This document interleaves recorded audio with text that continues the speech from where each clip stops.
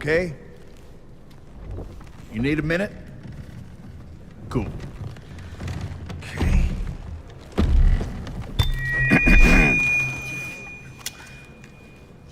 Listen up, people. I know a thing or two about extinction. And let me tell you, and you'd kind of think this would be obvious, going extinct is a bad thing. And driving yourselves extinct? In 70 million years, that's the most ridiculous thing I've ever heard. At least we had an asteroid. What's your excuse?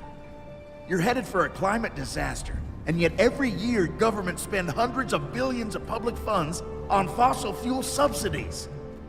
Imagine if we had spent hundreds of billions per year subsidizing giant meteors. That's what you're doing right now. Think of all the other things you could do with that money. Around the world, people are living in poverty. Don't you think helping them would make more sense than, I don't know, paying for the demise of your entire species? Let me be real for a second. You've got a huge opportunity right now. As you rebuild your economies and bounce back from this pandemic, this is humanity's big chance. So here's my wild idea. Don't choose extinction. Save your species before it's too late. It's time for you humans to stop making excuses and start making changes. Thank you.